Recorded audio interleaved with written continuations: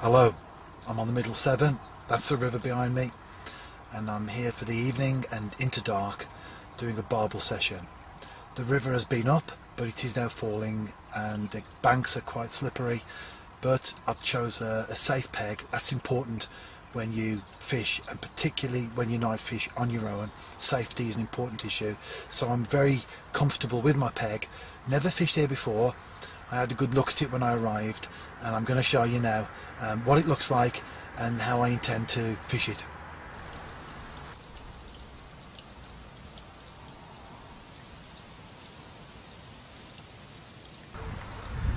This is my swim. The main flow is well out from the bank.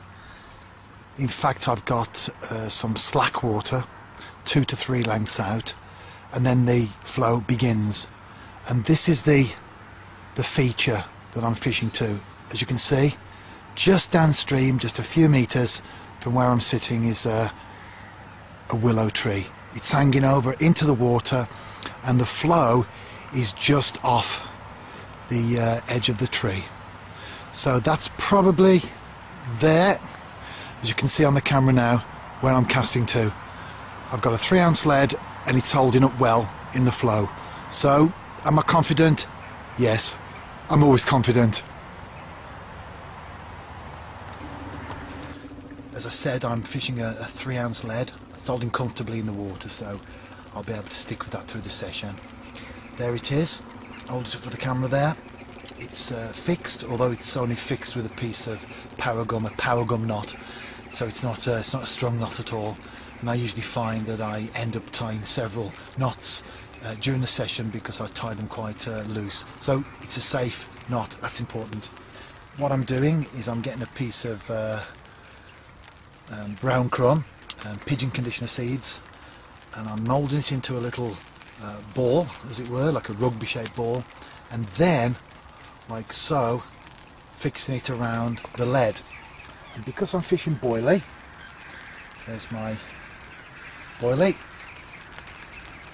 air rigged. Because I'm fishing boilie, I'm taking a few boilies, like so, and pushing them into the crumb around the lead.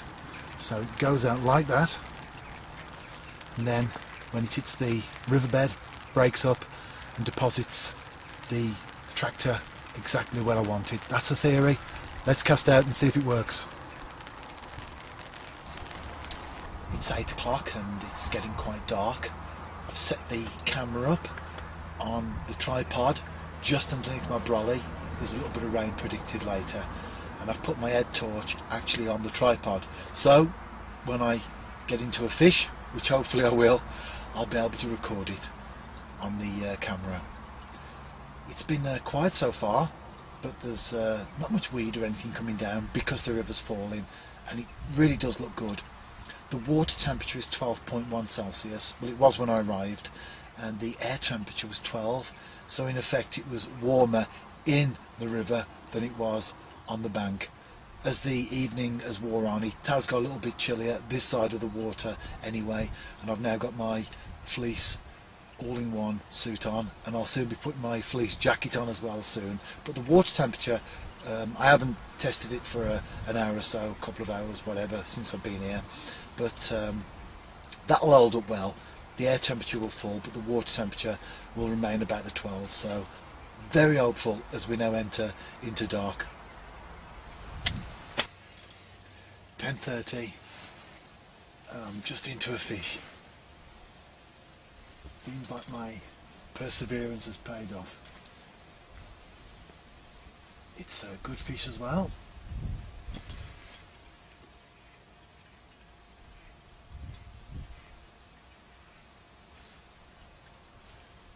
It's the first time I've fished this particular swim, so I don't know if there are any snags, although I haven't hit anything at all during the session so far when I've cast out. But one thing you can be sure is that when you do hook into a barbel, it will immediately head for any snags that are there. And I seem to be doing okay with this fish at the moment. coming in nicely, and hopefully I will land it.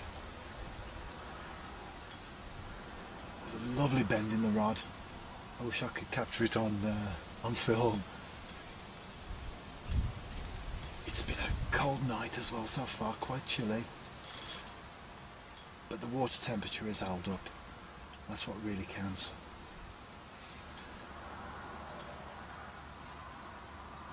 It's coming in. It'll be splashing soon. There you go.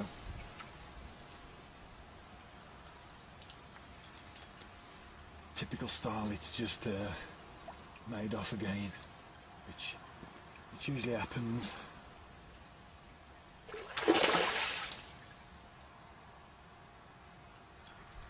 I think I'm favourite now to net it.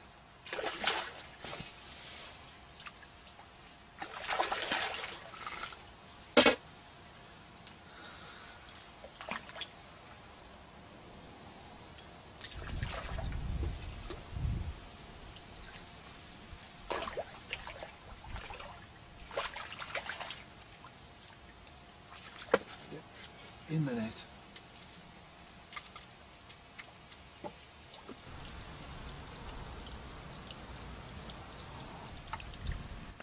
That was great. I landed the fish and it's now gone back to fight another day. As you will have seen from the video, it took a reasonable amount of time to actually land the fish, and I want to mention the importance of using the right gear when fishing for barbel. Now of course there will be times when we're fishing for perhaps roach or maybe even chub and we hook into a barbel on light gear. There's not much we can do about that of course, but to deliberately set out to fish for them using 4-pound line or 3-pound line as some anglers do, well in my book that's actually irresponsible.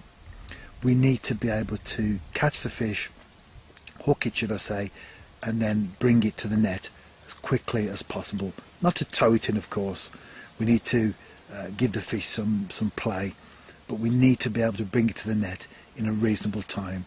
And that's why on this particular occasion I've used 10-pound line. My main line was Suffolk Synergy. I've used it for a good number of years, it's never let me down, and if it's not broken don't fix it, that's my motto. And the hook length was Drennan double strength, and so I feel it's important to use the right sort of gear for the fish. And barbel will give their all, and as such they demand respect really on that front, and to fish for them with line that's 3 or 4 pound or 5 pound is not really sufficient. We need to use the proper gear, not just the line of course, but the rod and everything else needs to be sufficient to bring a barbel to the net in a reasonable time.